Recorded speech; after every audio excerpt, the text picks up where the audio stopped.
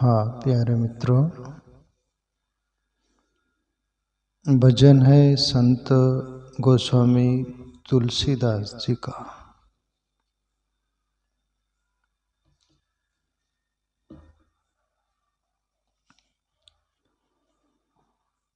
मन पर वो जोर देते हुए बोल रहे हैं कि मन हर किसी का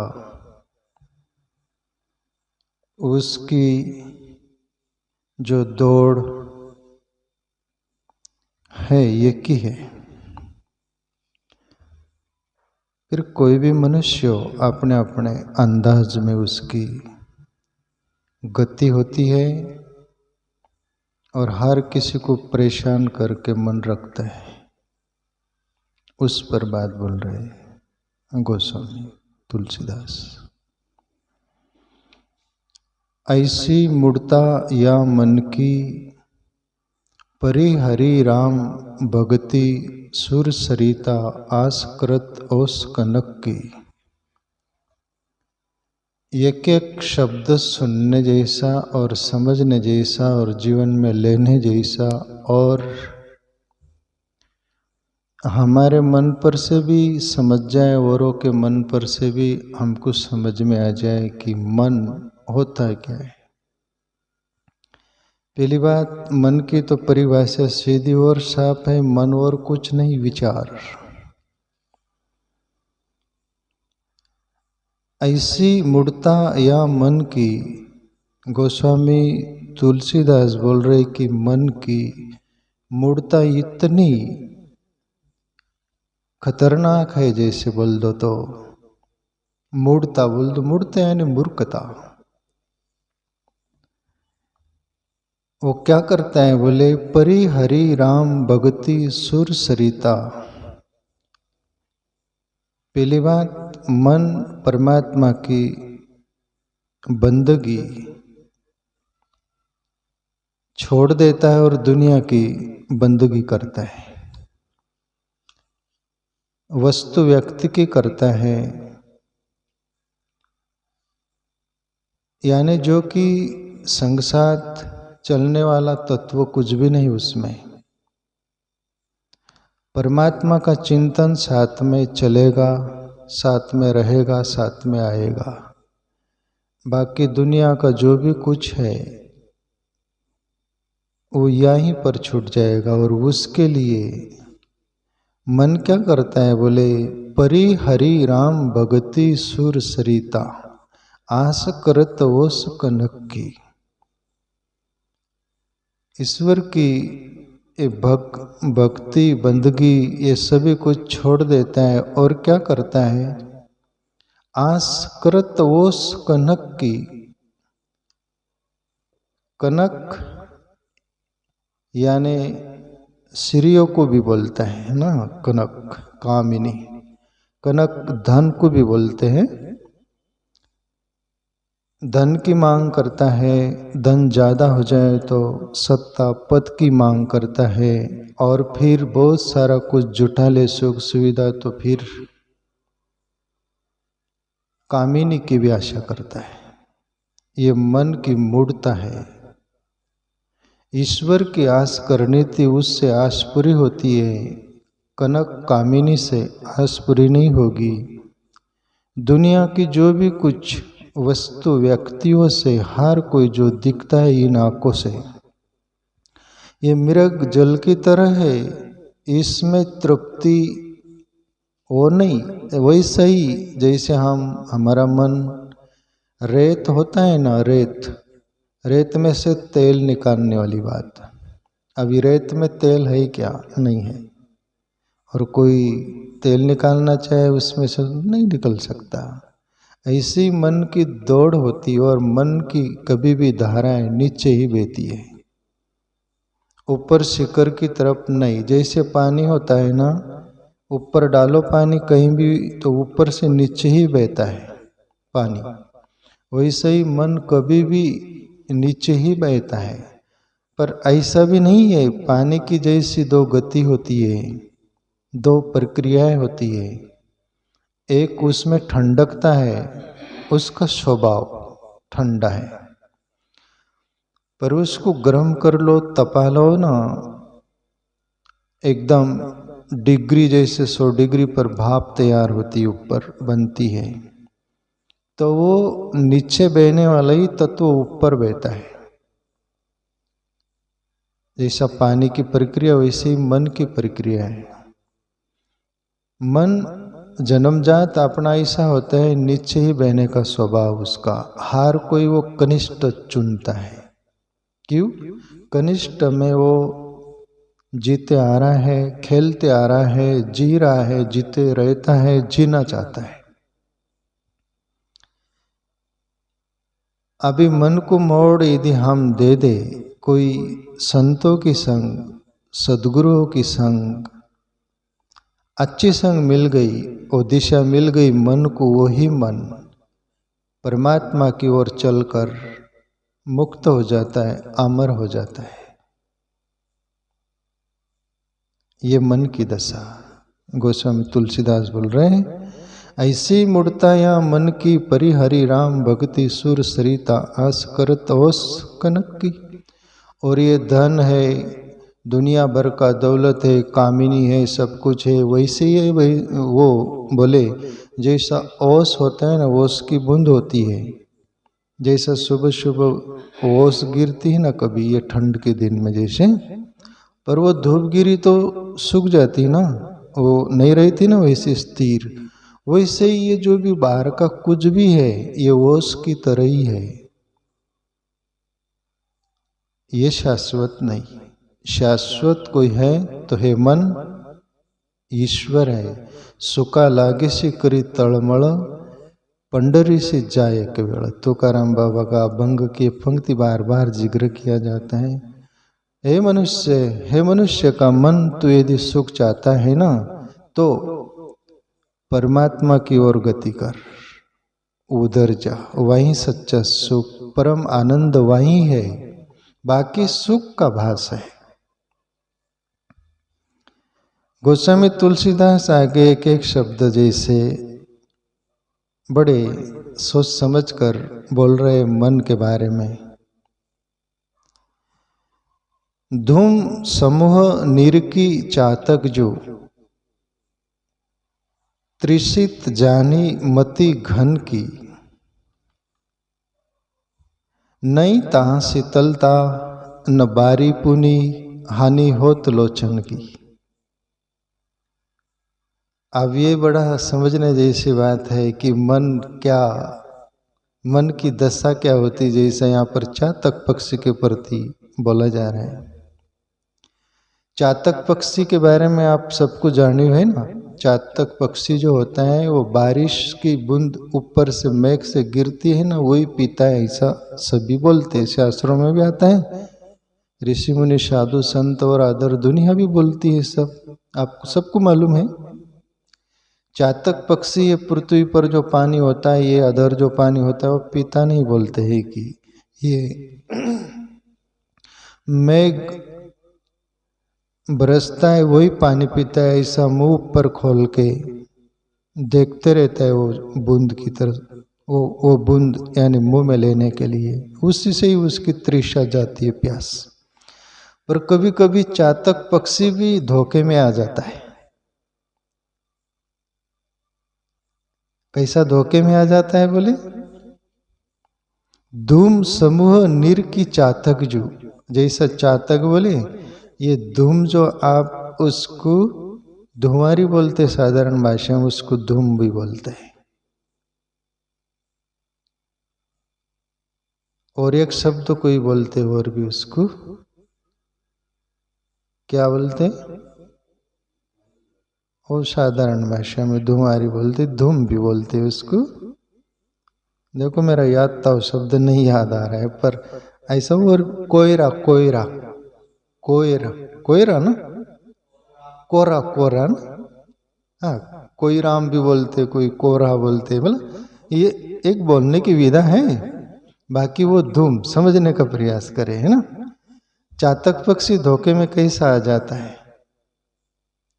चातक पक्षी पर से वो बोलना चाह रहे कि अपना मन भी उसी अंदाज में धोखा खाता है। और धोखा देता है। धूम समूह निर की चातक जो तिरसित जानी मत्ती घन की। और वो प्यास उसको होती है ना, तो वो धूम कोयरा छा जाता है। और फिर वो चातक पक्षी बोलता है कि मेघ घिर आया है, और फिर वो मुंह खोलकर ऊपर कर देता है, मुंह खुला मुंह, कि अभी ये बारिश होगी मेघ। पर तृषा जानी मति घन की, उसकी मति तो ये सोची, पर हुआ क्या बोले, नहीं तो शीतलता न बारी न पुनी, हानि होत लोचन की।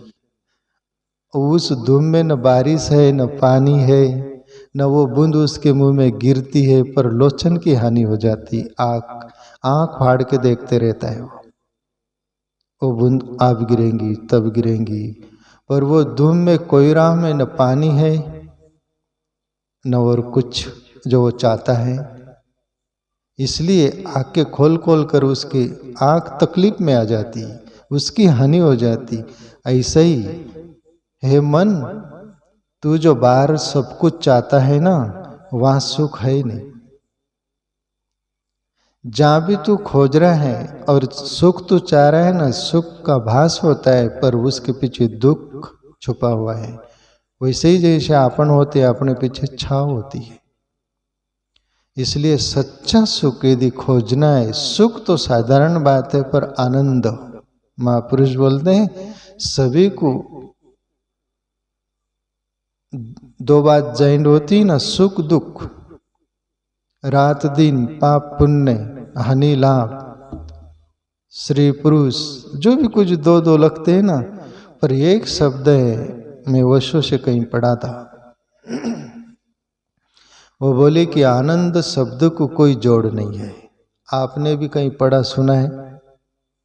आनंद फानंद ऐसा कुछ सुना है? नहीं बोलते। आनंद को कोई शब्द जॉइंट नहीं होता।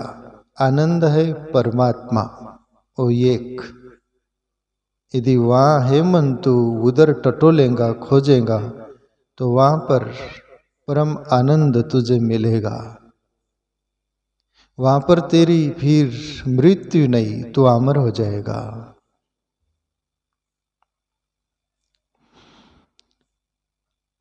आगे बोलते हैं, ज्यों गज कांच बिलो की सैन, जड़ छाड़ अपने तन की,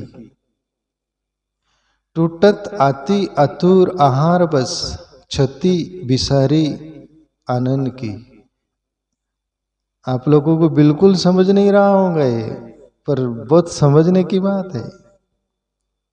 संतों की बात जो हो रही थी, एक तो भाषा जो होती है अलग अलग भी होती है, वो बोलने का अंदाज, पर उसका यदि समझ में आ जाए ना, तो आनंद आता है। तो देखो क्या बोल रहे हैं गोस्वामी तुलसीदास, नहीं तह नहीं, जो गज कांच बिलो की सैन, जड़ छाड़ अपने तन की। गज यानी हत्ती होता है। ईश्वर की रचना भी कितनी गजब की, कभी गौर किया आपने? हाथी पर कभी गौर किए आप? ईश्वर कुछ कुछ बातें जो होता है ना, मनुष्य को अहंकार ना आ जाए, उसको पता न चले उसका बल का, इसलिए कुछ तो भी झांसा देख के रचना करते हैं। अभी हाथी है ना, एलिफेंट, हाथी का कान कितने बड़े बड़े होते हैं ना, और आंख, कितना बड़ा हाथी है, कितनी सी आंख है, और उसके पीछे कान कितने बड़े बड़े हैं। वो क्यों? कभी गौर किया आपने? इसलिए कि हाथी की आंख तो छोटी है, पर उसके पीछे बड़े बड़े कान। परमात्मा ने रचना इसे की कि वो हाथी को उसका बहुत बड़ा बदन यानी तन, वो शरीर न दिखाई दे, नहीं तो उसको अहंकार आ जाएगा, लोगों को तोड़ते फिरेगा, मारते फिरेगा, कुछ भी हानि पहुंचाते रहेगा वो।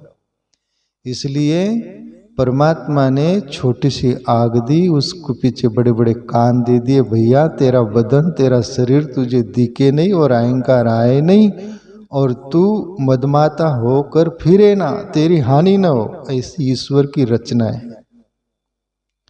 पर कभी कभी गोस्वामी बोल रहे, गोस्वामी तुलसीदास, कि हाथी के साथ ऐसी उल्टी बासी हो जाती कभी कभी। उसका बदन कभी कभी ग्लास कांच जो होता है ना, बड़ा शीशा हो और उसके सामने हाथी चला गया हो बोले, और अपना शरीर दिख रहा है उसको वो कांच में, शीशा में, तो वो जिंदगी में पहली बार देखता है कि मैं इतना बड़ा हूं।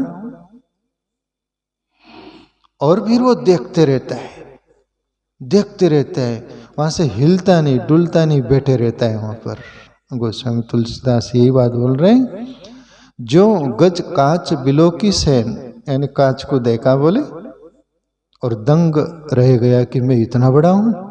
और हुआ क्या पीछे, जड़ छाड़ अपने तन की, वो तन को देखकर मदमाता हो गया। और फिर दूसरी बात क्या होती उसके साथ, टूटत आती अतुर आहार बस, छत बिसारी आनंद की। और भूख में टूट रहा है वो, भूख में अंदर जठराग्नि बहुत उसको वो कर रही है, पर जिंदगी में पहली बार देखा अपने को, तो वहां से उठने को तैयार नहीं। ऐसा ही मन है। मन जो चाहता है वो यदि उसको मिल जाए तो उसमें अपने को खो देता है और वहां पर मिट जाता है, अपने को भूल जाता है। इसलिए बोले, हे मन तो हाथी की तरह क्या करता है, ईश्वर को भज, ईश्वर की ओर मुड़, वही सत्य है, वही तेरा काम आएगा, बाकी ये सब कुछ काम नहीं आने वाला। ऐसे ही दुनिया में स्त्री पुरुष हो, जवान युवा लोग अपनी सुंदरता देखते, बार बार आईना में देखते, मैं कैसा हूं, मेरा तन कैसा है, मेरा मुंह कैसा है, दुनिया भर का सज धज कर अपने को फंसाने का प्रयास करते। ये हाथी की तरह ही बात होती हो। पर कबीर बोले, ये तन धन की कौन बढ़ाई, देखत यही देखत मिट्टी में मिल जाई। इस पर गुमान क्या करता है बंदे, ये देखते देखते ही एक स्वप्नवत जैसा स्वप्न आ रहा है, वैसे ही तो एक दिन मिट्टी में मिल जाएगा। ये हीरे जैसा जीवन था, एक एक श्वास कीमती थी, और ईश्वर की बंदगी और भक्ति कर लेता ना, आत्मचिंतन कर लेता ना, हे मन तो मुक्त हो जाता। गोस्वामी तुलसीदास ये बोल रहे हैं, मन को, अपना मन हो कि सबका मन हो, एक ही मन है ना। अपने मन पर से सभी का मन को पहचान लेना। तो प्यारे मित्रों, संत लोग भी मन से कितने परेशान रहे हैं। क्यों परेशान रहे, मन को उन्होंने देखा, अपन देखते नहीं, इसलिए अपने को कुछ नहीं पता चलता। मन के बारे में किसी को बोलो मन क्या है, तो उसके बारे में कोई पता भी नहीं किसको। आगे बोले, कह लो कहाँ कुचाल कृपा निधि, जानत हो गति जन की। प्रभु से बोल रहे गोस्वामी तुलसीदास, कहाँ लो कहाँ कुचाल कृपा निधि, जानत हो गति जन की। प्रभु ये मेरा मन तो कुचाल है, कुचाल यानी कुच्चर दाने की तरह है, एक ही समझने वाला नहीं है प्रभु। पर मेरी दीन दशा देखकर, मेरी हालत देखकर आप कृपा निधि, जानत हो गति जन की, मैं आपका हूं प्रभु, मेरी गति आप जानते। मन मुझे परेशान करे ले रहा है, पर आपका बल चाहिए, उससे मैं पार हो जाऊं। निर्बल के बलराम, अपबल तपबल बाहुबल और चौथो बल है दाम सुर किशोर, कृपा ते सब बल हरे को हरि नाम। सूरदास का ये पद है ना, वो बोले कि मनुष्य आप बल अपना बल का बखान करता है, मेरे में बल है, कोई तप का बल, कोई बाहुबल अपने भाई बंद या जमावड़ा जो रहता है उसका बल, सूर किशोर कृपा ते सब बल हरे को हरि नाम। दुनिया भर का बल आप लगा दो सामने और ईश्वर के बल के आगे वो बल छोटे हो जाएंगे, फीके हो जाएंगे। इसलिए प्रभु आपका ही बल से हम कुछ आगे बढ़ सकते, वरना हम हार जा सकते हैं। ऐसी प्रार्थना यदि हम ईश्वर से करें प्यारे मित्रों, करुण भाव से, तो एक दिन हमारा मन जरूर बस हो जाकर परमात्मा में लग जा सकता है, ये पक्का। और हम मन की ओर खाली नहीं दे तो फिर ये मन का स्वभाव है गड्ढे में ही गिराना। तो ऐसा मन की बात है।